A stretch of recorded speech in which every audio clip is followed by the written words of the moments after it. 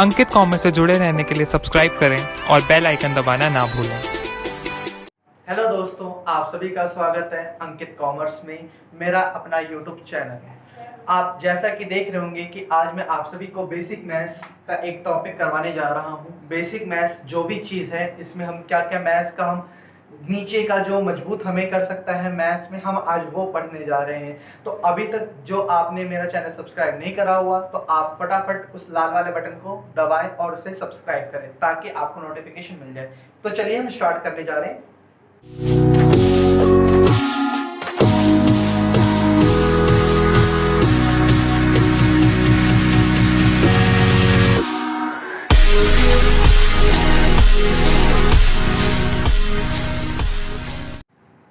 सबसे पहले हम पढ़ेंगे नंबर सिस्टम के बारे में।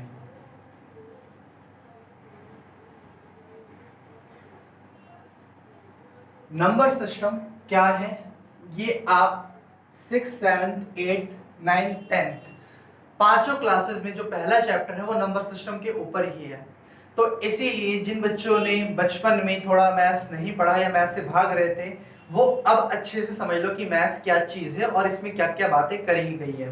तो ये जो है 6 से लेके 10th तक के लिए बहुत ही ज़्यादा यूजफुल है, तो अच्छे से समझिएगा और ये वीडियो को ज़रूर शेयर करिएगा।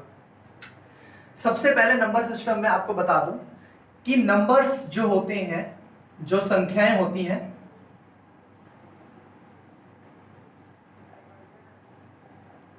जो भी संख्याएं होती हैं, नंबर्स होते हैं, इसके दो पार्ट हैं। पहला एक होता है आपका रियल नंबर, जिसे हम बोलेंगे वास्तविक संख्या, और एक होता है इमेजिनरी नंबर,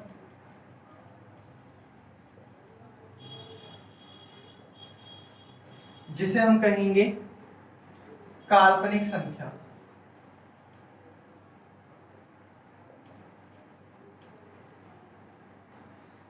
अब मैं रियल नंबर की बात करूं तो रियल नंबर या वास्तविक संख्या वो संख्या होती है, वो नंबर्स होते हैं जो नंबर लाइन पे रिप्रेजेंट हो सके, जो नंबर लाइन पे रिप्रेजेंट हो सके। नंबर लाइन क्या है, तो ये एक लाइन है इस तरीके से, जहां पे बीच में 0 होता है और यहां पर सारे पॉजिटिव होते हैं, मतलब धनात्मक होते हैं, और इधर सारे नेगेटिव होते हैं, ऋणात्मक होते हैं। इसे हम कहेंगे, जब ये बढ़ता जाएगा और आगे कंटिन्यूस चलता जाएगा तो ये पहुंच जाएगा प्लस इंफिनिटी तक, और जब इधर ये चलता जाएगा तो ये पहुंच जाएगा इधर माइनस इंफिनिटी तक। तो ये नंबर लाइन है जिसमें आप कोई भी नंबर को, रियल नंबर को रिप्रेजेंट कर सकते हैं। तो अगर हम यहाँ पे कोई भी नंबर रिप्रेजेंट कर सकते हैं तो उसे क्या कहेंगे हम, रियल नंबर, वास्तविक संख्या। जैसे हम क्या क्या यहाँ पे रिप्रेजेंट कर सकते हैं, तो -1 कर सकते हैं, 0 भी कर सकते हैं, 2 भी कर सकते हैं, √3 भी कर सकते हैं। 9th क्लास में चैप्टर नंबर 1 में ही आपको √3 और √5 ये सब जो है नंबर लाइन पर रिप्रेजेंट करना बताता है, तो वो √3 भी हम कर सकते हैं। तो ये सारे क्या हुए हमारे रियल नंबर। यहां तक कि हम 5/8 को भी दिखा सकते हैं यहाँ पर हमारा नंबर लाइन पे, तो ये भी क्या है, एक रियल नंबर है। लेकिन इमेजिनरी नंबर वो नंबर जो हम यहाँ पर नंबर सिस्टम पे, नंबर लाइन पे हम रिप्रेजेंट नहीं कर सकते, जैसे रूट में -2। अब ये जो माइनस लग गया रूट में, तो ये जो है सारे क्या कहलाएंगे, इमेजिनरी नंबर। क्यों? क्योंकि आप इसे जो है नंबर लाइन पर रिप्रेजेंट नहीं कर सकते, संख्या रेखा पर आप दर्शा नहीं सकते। ऐसे ही सेम माइनस रूट के अंदर कुछ भी आ जाए, 3 4 5 कुछ भी आ जाए। और याद रखना, ये 11th क्लास में एक चैप्टर है कॉम्प्लेक्स नंबर, उसमें आप सीख सकते हो कि जो रूट में -1 होता है इसे हम आयोटा कहते हैं। आई इसका जो है डिनोट करते हैं हम आई से। तो ये था हमारा इमेजिनरी नंबर। अब इमेजिनरी नंबर आगे जो है आप बाद में पढ़ोगे, लेकिन अब हम पढ़ रहे हैं रियल नंबर्स के बारे में। अब रियल नंबर के तीन पार्ट हुए रियल नंबर के। एक आपका हुआ रैशनल नंबर, एक हुआ आपका इरैशनल नंबर, और एक हुआ आपका डेसिमल में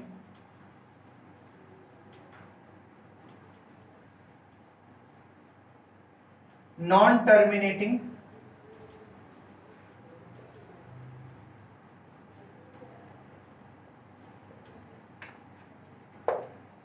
एंड नॉट रिपीटिंग या रिकरिंग। ये आपको डेसिमल वाला जो है मैं अच्छे से बताऊंगा, तो हम पहले ये दोनों कर रहे हैं। रैशनल नंबर जो होता है, जिसे हम कह सकते हैं परिमेय संख्या हिंदी में, और इसे हम कहेंगे अपरिमेय संख्या। रैशनल नंबर वो नंबर्स जिसे हम P अपॉन Q की फॉर्म में लिख सकें, लेकिन यहाँ पे एक शर्त है कि Q जो है, मतलब जो डिनोमिनेटर है, वो 0 के इक्वल ना हो। यहाँ पर P अपॉन Q की फॉर्म में लिखा जा सके और Q जो है वो 0 के इक्वल ना हो। इरैशनल नंबर जिसे हम P अपॉन Q की फॉर्म में ना लिख सके। अब जैसे रैशनल नंबर हुआ आपका 5/8, या 5 भी आपका एक रैशनल नंबर है। क्यों? क्योंकि इसके नीचे कुछ नहीं है तो आप 1 लगा सकते हैं। रैशनल नंबर जो P अपॉन Q की फॉर्म में हम लिख सकें। इरैशनल नंबर जिसे हम P अपॉन Q की फॉर्म में नहीं लिख सकते, जैसे √5, √2, ये क्या है? हमारे इरैशनल नंबर है। अब बात करेंगे डेसिमल की, लेकिन वो जो डेसिमल है वो टॉपिक में अच्छे से आपको रैशनल नंबर में ही बताऊंगा। यहां तक आपको कोई प्रॉब्लम नहीं होनी चाहिए। अब हम करने जा रहे हैं रैशनल नंबर।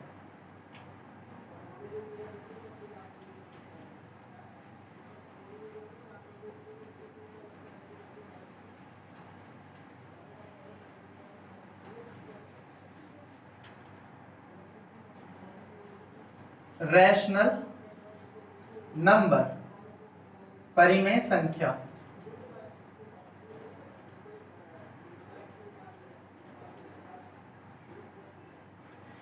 इसमें सबसे पहले आपका जो आता है वो है इंटीजर्स, मतलब पूर्णांक। जो पूर्ण अंक हो, पूरा परफेक्ट नंबर हो। और दूसरा है डेसिमल, दशमलव।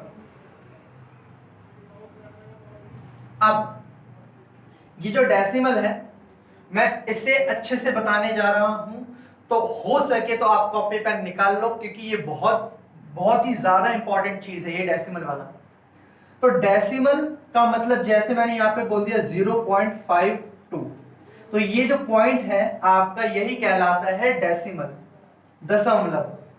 अब ये जो होता है डेसिमल, ये दो टाइप का होता है। एक आपका टर्मिनेटिंग और एक नॉन टर्मिनेटिंग।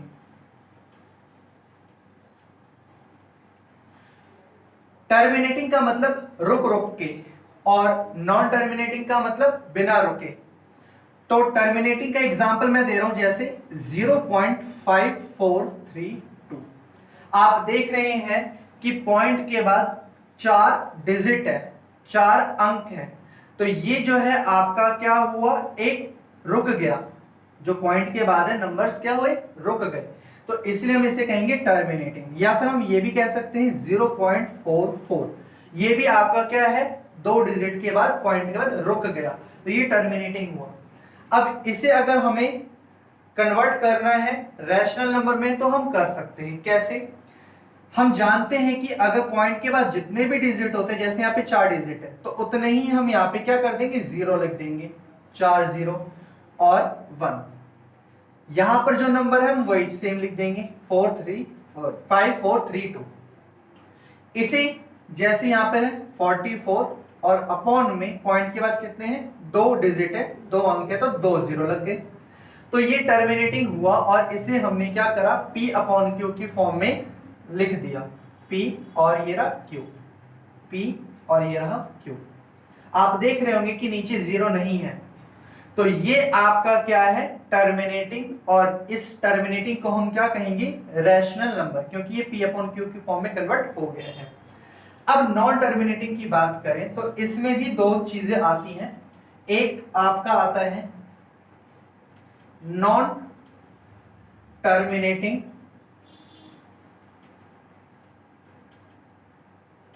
बट रिपीटिंग या रिकरिंग, और एक आता है non terminating but not repeating या रिकरिंग। अब नॉन टर्मिनेटिंग मतलब रुक रुक के, रुका ना हो, नॉन टर्मिनेटिंग का मतलब रुका ना हो, और रिपीटिंग का मतलब वो नंबर बार बार रिपीट हो रहा है। जैसे मैंने कहा 0.3333 और ये कॉन्टिन्यूस चलता जा रहा है। तो आप देख रहे होंगे कि यहाँ पर एक तो पहली बात ये नॉन टर्मिनेटिंग है क्योंकि ये रुका नहीं, और दूसरी बात एक ही नंबर बार बार रिपीट होता जा रहा है, तो वो कहलाएगा नॉन टर्मिनेटिंग बट रिपीटिंग। और अगर मैंने यहां पे कहा जैसे पाई, पाई का मतलब होता है 22/7। अगर आप 22/7 को सॉल्व करोगे तो 3.14 और आगे कुछ नंबर चलते जाएंगे लेकिन वो रिपीट नहीं होगा। जैसे आपको मैं करके भी दिखा देता हूं,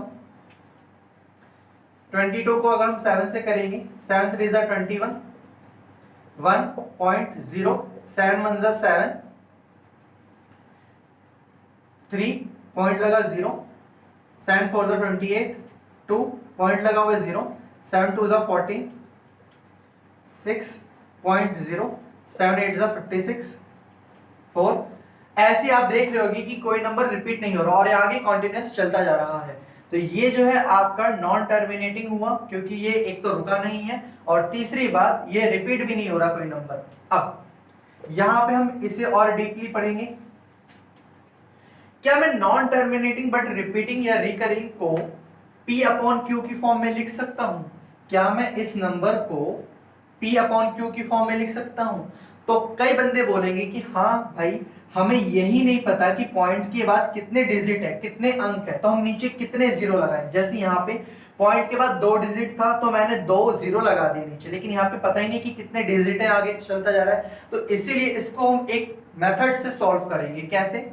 यहाँ पे मैं क्वेश्चन करके दिखा रहा हूँ, 0.333 ये कॉन्टिन्यूस चलता जा रहा है। हम एक काम करते हैं, इसे मान लेते हैं x, लेट कर लेते हैं x। मैंने दोनों साइड जो है 10 से मल्टीप्लाई कर दिया, इस साइड भी 10 से मल्टीप्लाई कर दिया और इस साइड भी 10 से मल्टीप्लाई कर दिया। अब हमेशा ध्यान रखिएगा अगर हम 10 से मल्टीप्लाई करेंगे तो पॉइंट एक राइट साइड खिसक जाएगा। तो यहां पे हुआ 3.333 और आगे कॉन्टिन्यूस चलता जा रहा है। 10 से मल्टीप्लाई करने पर एक ये जो पॉइंट है खिसक जाता है और यहाँ पे हुआ 10x।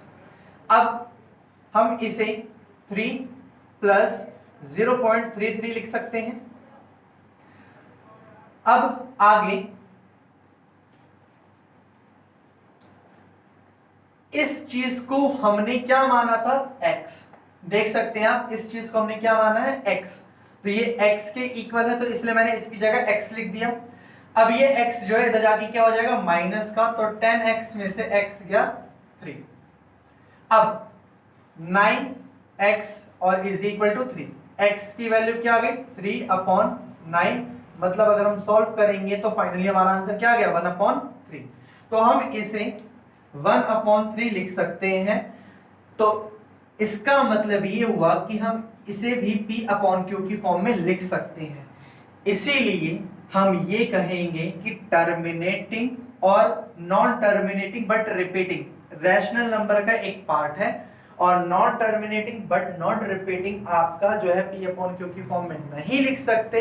इसीलिए ये क्या होगा, आपका रियल नंबर में तो आएगा लेकिन एक अलग से कॉलम बना के, जो मैंने कहा था आपको पहले। ये क्लियर है बातें। अब हम अच्छे से इंटीजर्स के बारे में पढ़ रहे हैं।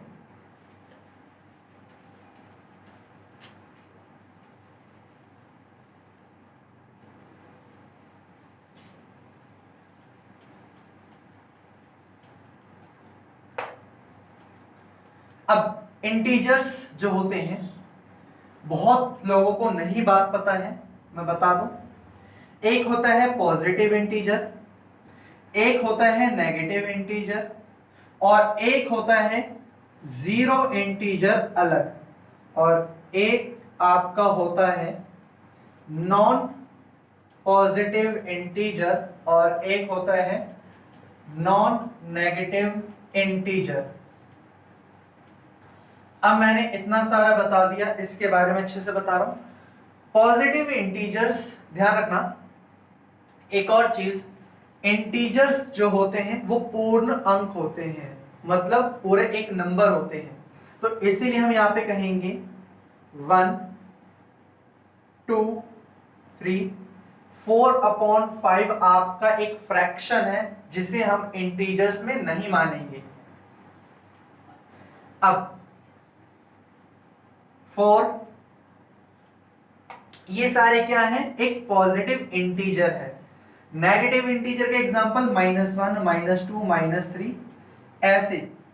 तो जितने भी प्लस वाले हैं सारे पॉजिटिव, और जितने भी नेगेटिव वाले सारे नेगेटिव इंटीजर। जीरो इंटीजर हम अलग से शो करते हैं जिसमें एक ही आता है, सिर्फ जीरो, नॉन पॉजिटिव।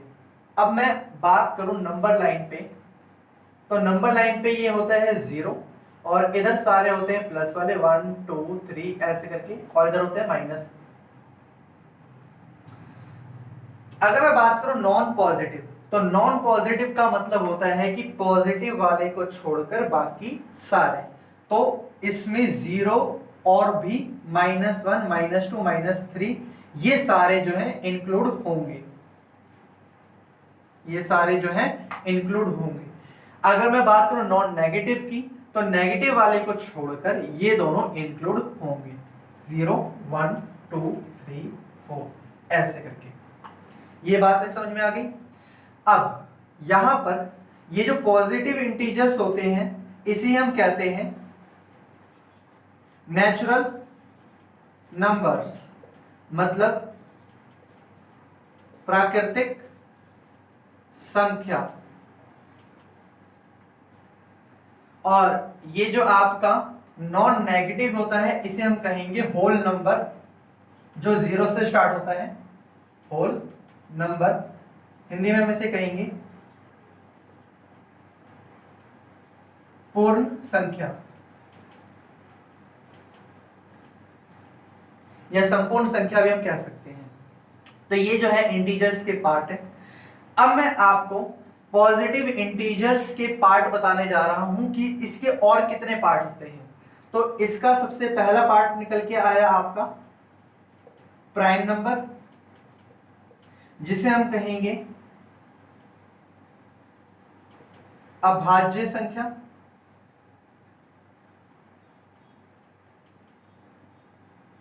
और दूसरा होता है कॉम्पोजिट नंबर, जिसे हम कहेंगे भाज्य संख्या, और एक आता है आपका इवन नंबर, जिसे हम कहेंगे सम संख्या, और होल नंबर, जिसे हम कहेंगे विषम संख्या। प्राइम नंबर्स वो नंबर्स होते हैं जिनके सिर्फ 2 फैक्टर करे जा सकते हैं, 2 ही टुकड़े करे जा सकते हैं। अब कई लोगों की डेफिनेशन बदल जाती है कि हाँ भाई वो ये बोलेंगे कि ये खुद के वो नंबर जो खुद के टेबल में और 1 के टेबल में आता है। तो ये डेफिनेशन नहीं है। डेफिनेशन ये है कि जिस नंबर के सिर्फ 2 ही फैक्टर करे जा सकते हैं, सिर्फ 2 ही गुणनखंड करे जा सकते हैं, वही आपका जो है प्राइम नंबर कहलाएगा। क्लियर है बात? अब मैं आपको बता दे रहा हूँ फैक्टर्स कहते किसे हैं। तो फैक्टर्स जैसे मैंने कहा कि आप 6 के फैक्टर्स करो, मतलब जो 6 है वो किस किस के टेबल में आते हैं, टुकड़े करो। 1 2 के टेबल में भी आता है, 3 के टेबल में भी आता है, 4 के टेबल में नहीं आता, 5 के टेबल में नहीं आता, 6 के टेबल में आता है। तो इसके टुकड़े कितने हुए? 4। तो मैंने क्या कहा, प्राइम नंबर वो नंबर है जिसके सिर्फ 2 ही टुकड़े करे जा सकते हैं। जैसे 3, इसके सिर्फ 2 ही टुकड़े हो सकते हैं, एक 1 और एक 3। 5, इसके भी 2 ही टुकड़े करे जा सकते हैं, 1 और 5। 2, इसके भी 2 ही टुकड़े करे जा सकते हैं, 1 और 2। लेकिन अगर मैं बात करूं 8, तो इसके कितने टुकड़े हुए? 1 2 3 नहीं, 4 5 नहीं, 6 नहीं, 7 नहीं, 8। इसके हो गए 4 टुकड़े। तो ये प्राइम नंबर नहीं कहलाएगा। प्राइम नंबर वो जिसके सिर्फ 2 ही टुकड़े करे जा सकते हैं। तो जैसे 2 हो गया, 3 हो गया, 5 हो गया, 7 हो गया और 11 हो गया, ऐसे करके। कंपोजिट नंबर भाज्य संख्या, जो प्राइम नंबर्स नहीं है वो सारे क्या है? कंपोजिट नंबर, सिवाय एक को, 1 को छोड़कर। जो 1 है वो ना ही प्राइम नंबर है और ना ही वो कंपोजिट नंबर है। ये बात ध्यान रखना। तो इसकी शुरुआत होती है 4 से। 4 6 8 9 10 12 और कॉन्टिन्यूस चलता जाता है। अब बात करेंगे इवन नंबर की। इवन नंबर क्या होती है? सम संख्याएं जो 2 के टेबल में आती हैं, या जिसे हम कहें 2 से वो डिवाइड हो सके। जैसे 2 4 6 8 10 एक्सेट्रा, आगे चलता जाएगा। होल ऑड नंबर, यहां पे ऑड नंबर होगा। ऑड नंबर विषम संख्या जो 2 के टेबल में नहीं आते, मतलब 2 से डिवाइड नहीं हो सकते। 1 3 5 7 9, आगे कॉन्टिन्यूस चलता जाएगा।